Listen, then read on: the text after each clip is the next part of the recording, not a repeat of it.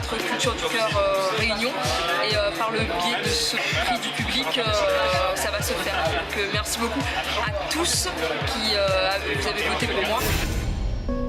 La culture, c'est la rencontre du monde, la découverte des autres, une richesse partagée. Ma culture, c'est partager et faire attention aux autres sans se soucier de son origine. La culture est un moyen de nous libérer.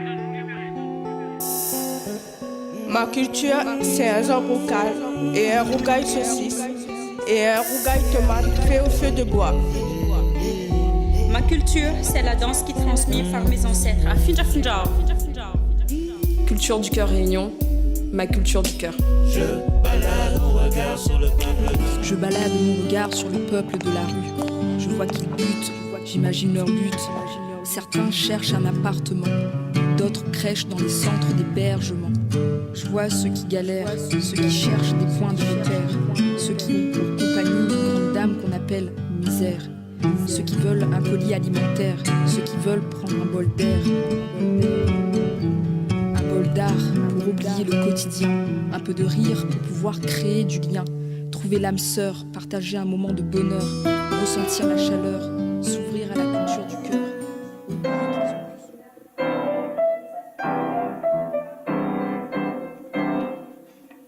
Bonjour Jessie. Salut Quentin. Ça va? Ça va et toi? Alors voilà, nous sommes ici à l'espace culturel de Saint-Paul, où ici l'idée c'est de pouvoir exposer des tableaux des différents artistes de l'île ou pas d'ailleurs. L'espace Le Pont de l'Île, c'est un espace pluridisciplinaire où ça on a un programme diversifié avec la musique, le théâtre, le conte, on a aussi des expositions, on a aussi des conférences. Et en ce moment nous avons l'exposition la rue, c'est l'histoire de chacun. Voilà.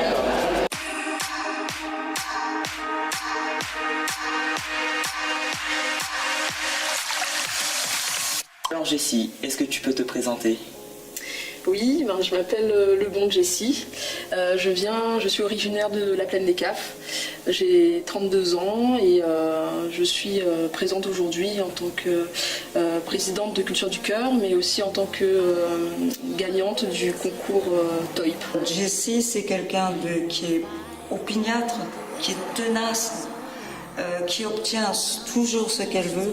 Comment t'es-tu retrouvée dans l'aventure TOIP? Alors il y a Didier Lefebvre qui est le défenseur des droits océan Indien qui m'a contacté et qui m'a parlé de ce concours. Ce soir, on était présents pour le TOIP réunionnais, dont l'initiative était de récompenser 10 jeunes réunionnais porteurs de projets impactant sur le territoire. On a pu avoir 14 candidats et candidates avec des projets de grande volée, de très bonne qualité, qui concernent des domaines divers et variés tels que le bénévolat, le leadership moral, le leadership environnemental ou encore des jeunes entrepreneurs qui veulent œuvrer pour construire une société meilleure. Ces projets en fait ont montré que la jeunesse réunionnaise a ses capacités autant que d'autres jeunes issus de différents pays et que ces projets ont un réel impact sur le territoire. Belle expérience, forte en émotions, en suspense, etc.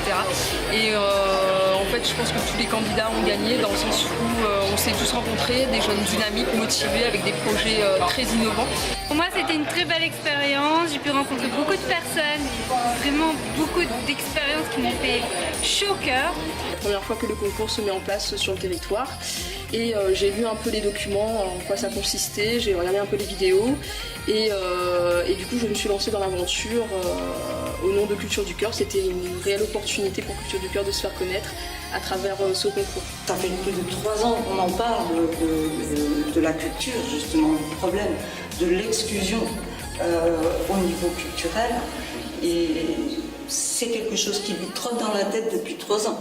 Quels étaient tes intérêts et est-ce que tu avais de l'ambition? Pourquoi tu voulu être dans cette association? Alors, en fait, je ne connaissais pas l'association jusqu'à fin 2016. Où là, lorsque j'étais chargée de mission dans la fédération, j'ai travaillé avec un groupe de personnes qui ont un parcours un peu compliqué, parcours social un peu compliqué. Et tous les 3 mois, on avait pour habitude de travailler sur des thématiques différentes, donc l'accès aux soins, l'accès aux droits, etc. Et à un moment donné, je me suis dit que l'accès à la culture, c'est quelque chose de vraiment important dans la vie des personnes. Et les personnes n'ont pas forcément l'opportunité d'aller vers les salles de spectacle, aller vers les lieux culturels. Nous l'avons la porte, nous l'accueillons donc bras ouverts. Et pour moi, juste que voilà, aujourd'hui, n'est pas normal et que voilà, nous exclut certaines personnes, ne peuvent pas accéder à la culture. Il faut de la place pour tout le monde.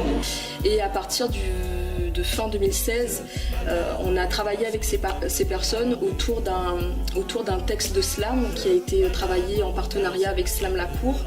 Et ils ont mis en avant, enfin les personnes qui sont en situation d'exclusion ont réellement mis en avant toutes les difficultés en lien avec leurs difficultés d'accès à la culture.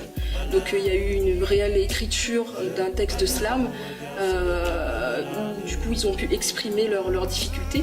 Et à côté de ça, on a tourné un clip, donc c'était la première fois qu'ils étaient face caméra et l'expérience a été très très enrichissante pour eux. Donc le clip est diffusé sur les réseaux sociaux, etc. Et voilà, c'est une fierté pour eux d'être présents à travers ce clip. CCAPA, nous apprendre nos droits. CCAPA, on s'est réunis tous les 3 mois. Mais le COPIL, bien plus que ça. CCAPA, on a pour volonté de faire évoluer les lois. Je balade mon regard sur le peuple de la rue. J'observe, je discute avec ceux qu'on nomme exclus. Est-ce que vous pouvez nous parler de Jessie et son implication au sein de cette association? Alors Jessie, moi je l'ai connue il y a à peu près 3 ans et demi. Donc pendant qu'elle était chargée de mission, du coup j'ai découvert un petit peu les actions qu'elle mettait en place, par le biais notamment des CAPA. Et elle a mis en place une action de la culture et du coup j'ai pu voir un peu l'intérêt qu'elle portait concernant ce domaine. À l'époque où elle était chargée de mission de la FNARSOI, puis de la FAS, où elle a porté et même supporté le Conseil régional des personnes accompagnées à bout de bras. On a essayé de chercher quelle solution pouvait répondre à ces difficultés d'accès à la culture et j'ai pris connaissance de l'association nationale qui s'appelle Culture du Cœur. Et du coup, à partir de là, à partir du moment où j'ai entendu parler de cette association, ça m'a tout de suite parlé, ça m'a tout de suite pris au cœur. Voilà. Donc tu as toujours eu cette mentalité empathique envers les autres et ouais, j'ai toujours été... C'est ça. J'ai toujours été dans le social, j'ai voulu être éducatrice à un moment donné, mais je savais que c'était pas pour moi. Et au fil de mon parcours, voilà, avec mes diplômes, etc., voilà, j'ai été chargée de mission. Donc en fait, j'avais pour mission surtout de fédérer autour de moi.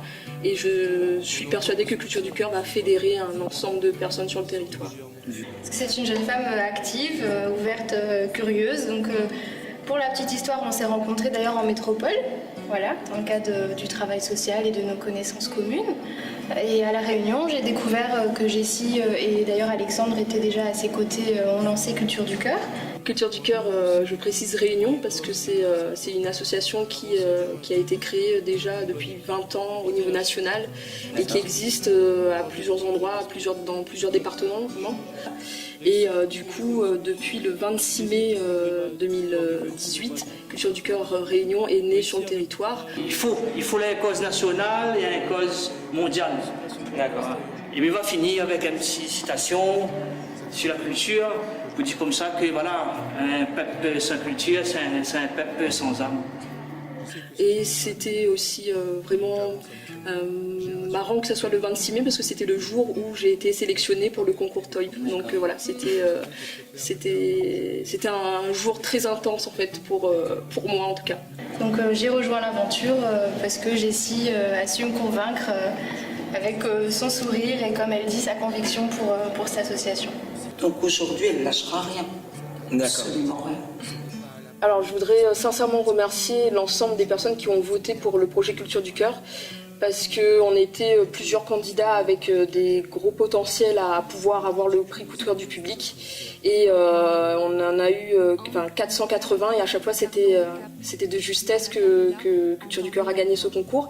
Donc remercier l'ensemble des personnes qui ont voté, remercier les personnes qui ont partagé, liké, c'est la même chose, mais voilà, remercier tout le monde, remercier le défenseur des droits de m'avoir permis de rentrer dans ce concours-là parce qu'il faut que quelqu'un recommande la personne. Donc merci aux défenseurs des droits et merci à l'ensemble du réseau Culture du Cœur national qui était aussi présente, qui ont été aussi présents là-dedans. Les personnes qui ont cru en ce projet, qui y croient toujours et qui ne croient pas encore, mais qui vont dans quelques temps certainement croire au projet. Il n'y a pas de souci là-dessus. Comme le sucre lors d'une pause café. CCAPA, nous apprendre nos droits. CCAPA, on s'est réunis tous les 3 mois. Mais le COPIL, bien plus que ça. CCAPA, on a pour volonté de faire évoluer les lois. La culture est nécessaire. La culture est nécessaire. Culture est nécessaire. Pour que l'on puisse prendre l'air. Pour nous gagner prendre l'air. Pour nous gagner prendre l'air.